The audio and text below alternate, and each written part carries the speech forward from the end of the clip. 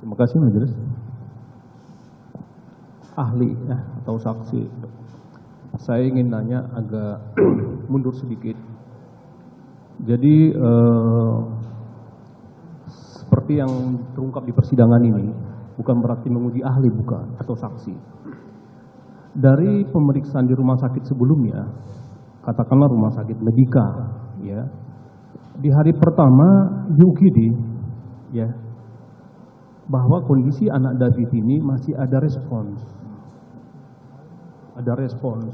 ya kan, dan kemudian ada bergerak matanya ataupun mengingau, gitu ya. Terus kemudian sampai ke perawatan di sana, sampai di UGD dari rumah sakit Mayapada mengalami koma. Kira-kira apa penyebabnya ya ahli ya, saksi? Penyebabnya cuma satu, ini terjadi luka di otak sehingga menyebabkan bengkak di otaknya dan tekanan di otaknya itu naik secara bertahap. Oh jadi karena itu terjadi koma, walaupun sebelumnya terjadi masih belum sampai ke koma. Betul. Baik. Terus kemudian di dalam pengobatan berdasarkan kan pasti waktu dirujuk ke rumah sakit Mayapada tentu kan dibawa dokumennya ataupun medical recordnya ya. Tentu pengobatan yang dilakukan oleh rumah sakit sebelumnya ke Mayapada itu betul-betul itu sudah dianggap baik atau mencegah atau untuk mengobati akibat trauma berat otak tadi itu. Saya melihat apa yang dilakukan di Medika sudah benar sesuai dengan kapasitas mereka. Sudah dilakukan. Sudah dilakukan. Tapi karena keterbatasan alat pindah ke Mayapada. Betul. Nah kemudian dari hasil MRI atau hasil analisa mereka ada semacam bakteri atau bakteri ya yang mengganggu trauma otak ini ataupun di otak. Kira-kira apalah hal lain apa? Saya tanya itu ke ahlinya waktu itu ya, harusnya dia dokter UGD-nya. Saya tanya waktu itu kira-kira penyebabnya apa gitu loh. Ya kan? Nah, saya ingin tanya dokter sekarang atau ahli lah gitu ya. Kira-kira penyebab dari bakteri ataupun infeksi yang di luar trauma otak itu ada nggak sebelumnya gitu? Tidak ada. Tidak ada. Tidak ada. Jadi murni itu karena trauma berat tadi itu. Betul. Oke. Terus kemudian dikirim ke Mayapada. Ya toh, kemudian dilakukanlah pengobatan sesuai dengan SOP yang ada di Mayapada. Nah, di saat udah dilakukan pengobatan sampai saya ada pertanyaan saya masih sebatas di UGD. Pertanyaan saya di saat dikasih obat di UGD ataupun dilakukan pengobatan oleh dokter yang menerima di UGD Mayapada rumah sakit Medika. Pertanyaan saya, apakah setiap pemberian obat dan analisa yang dilakukan dokter di UGD dikonsul nggak ke ahli saraf atau ahli mengenai yang menduga bahwa ini karena trauma berat karena benturan benda tumpul? Setiap kasus trauma itu dokter UGD memiliki kompetensi untuk melakukan pengobatan. Oke. Apalagi kalau kasus itu cukup darurat, maka dokter jaga harus mengambil keputusan berdasarkan kondisi darurat yang dia temui. Ya. Nah, ketika kondisinya itu sudah mulai tertanganin, dia biasanya akan melaporkan kepada dokter on call saat itu. Maksud saya semua tindakan itu dia ambil sendiri atau enggak on call juga, enggak melakukan on call? Jadi semua tindakan darurat itu boleh dilakukan oleh dokter UGD. Namakan dokter unit gawat darurat.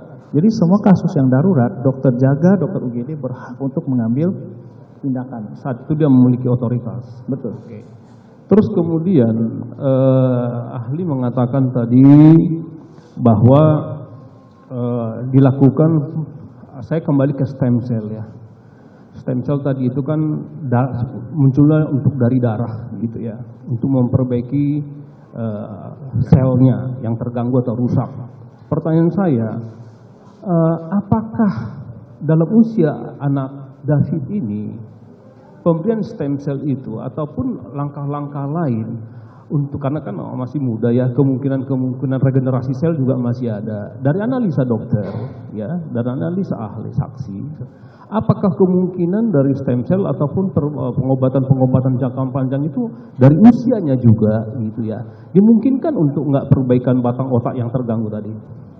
Batang otaknya sih nggak kena, tetapi area jembatan tadi namanya corpus callosum tadi itu setelah kita berikan stem cell, kita MRI ulang, dia masih ada bekas lukanya di sana. Ada bekas lukanya. Masih ada bekas luka di sana. Nah, terus kemudian pengobatan yang dilakukan oleh superfusi oleh dokter dengan melibatkan semua ahli-ahli, baik itu fisioterapi ataupun yang lain-lain,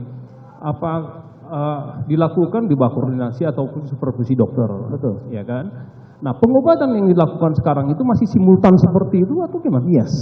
Masih simultan. Masih ya? simultan. Nah, dari perkembangan sampai dari dia datang sampai sekarang itu ada progresnya ya? Ada progres. Secara fisik? Secara fisik, ya ada progres. Mentalnya? Mentalnya membaik tetapi tidak banyak. Artinya membaik? Artinya ada membaik. Oke. Terus kemudian, saya mau nanya ya, kalau pengobatan yang dilakukan oleh ini, seperti yang ditanya oleh majelis tadi, ini jangka panjang, tapi tidak juga bisa dipastikan kapan, Betul. ya kan? Jadi kalau dari usia anak David diperkirakan 16-17 ya, karena kelas 1 SMA, dari pengalaman dokter dan jurnal-jurnal yang terbit ada di berbagai kalangan media medis, ada enggak seperti ini akan dari 5% tadi itu? Karena dari dokter yang kemarin mengatakan 10% gitu loh. Ada nggak kemungkinan perbaikannya gitu? Perbaikan mungkin masih ada, Ya. tetapi kemungkinan besar pasti juga ada gejala yang menetap. Gejala yang menetap karena tadi trauma dan bekasnya itu masih ada. Terus kemudian tadi dokter mengatakan bahwa sekarang ini pengobatan dilakukan jangka panjang. Karena ini keterkaitan dengan apa yang terungkap di fakta di persidangan ini, dokter atau ahli ya, atau saksi, kita nggak tahu dan awam terhadap pengobatan seperti ini. Dan apa yang terjadi sangat kita sesalkan, gitu ya. Nah, sekarang saya ingin nanya, dari usia 16 tahun, mungkin nggak puluhan tahun ke depan itu masih tetap pengobatan serupa atau ada nggak perbaikan-perbaikan untuk pengobatan sehingga seperti yang sampaikan majelis tadi ada varian-varian yang udah bagus diperbaiki. Jadi ada namanya analisa terhadap pengobatan-pengobatan setelah secara periodik diperiksa ataupun dikontrol. Perbaikan itu tergantung daripada otaknya pasien. Otaknya. Memang pasti mungkin kita sih berharap ada perbaikan. Ya. Tetapi kita tidak menutup kemungkinan pasti ada gejala sisa yang menetap sampai seterusnya. Seterusnya. Betul. Kalau seterusnya itu artinya kita nggak bisa ya pastikan. Tadi dokter ahli mengatakan baik pertanyaan dari kami atau dari saudara jaksa penuntut umum itu dan hakim tidak bisa dipastikan apa yang terjadi dan akan datang. Betul itu. Terus kemudian juga saya tertarik mengenai tentang sosialisasi yang dilakukan untuk pengobatan ataupun apakah itu untuk membuat memorinya kembali pulih atau pengobatan lebih cepat atau bagaimana? Sosialisasi itu bagaimana kita membuat bagaimana pasien tersebut bisa kembali ke kehidupan sosial. Kehidupan sosial. Nah, ini penegasan di saksi ya. Karena di persidangan ini sekali lagi ingin saya nanya penegasannya, apakah saksi pernah diminta ya untuk memberikan referensi mengenai tentang biaya LPSK?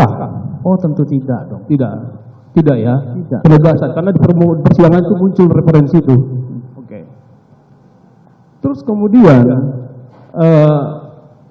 ada ketergantungan atau bantuan orang secara tidak langsung terhadap anak David ini dalam kehidupannya sekarang walaupun nanti ke depan, bahwa kita itu ahli juga memperkirakan kemungkinan masih akan bisa bekerja atau bisa belajar atau bisa perbaikan.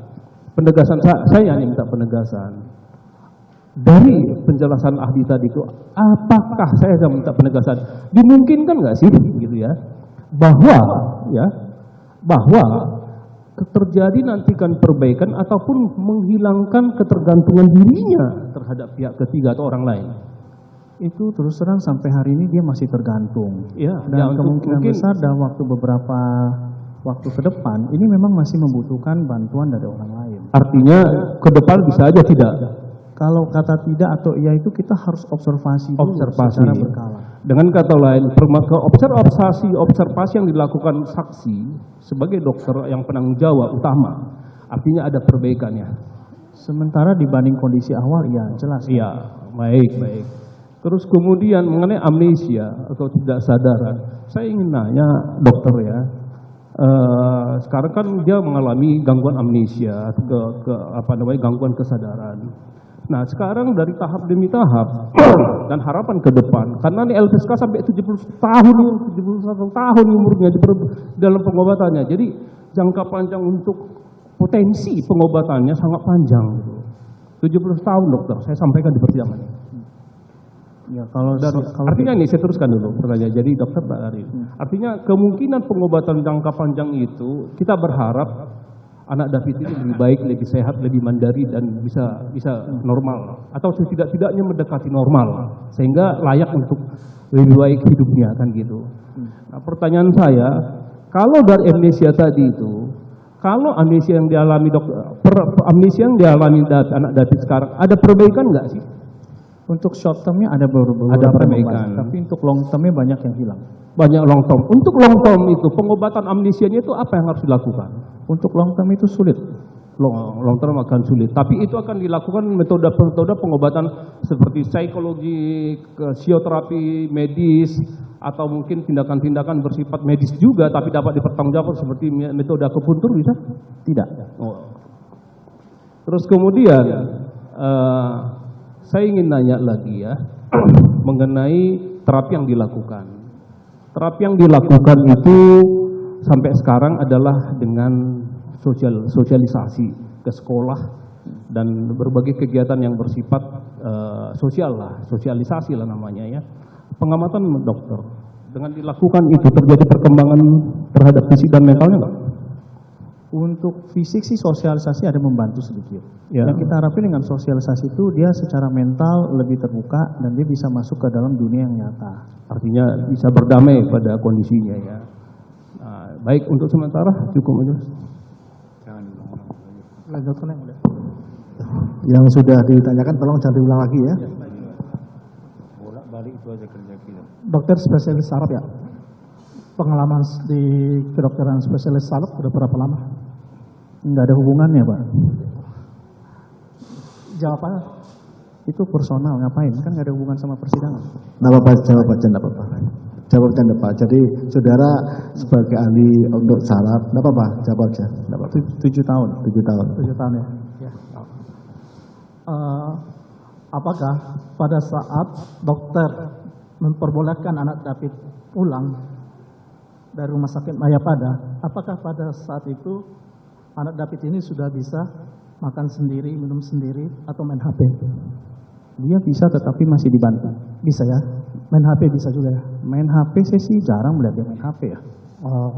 Tapi makan sama minum Dibantu dengan perawat.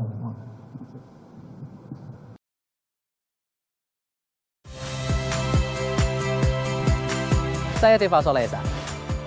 Saksikan program-program Kompas TV melalui siaran digital, pay TV, dan media streaming lainnya. Kompas TV, independen, terpercaya.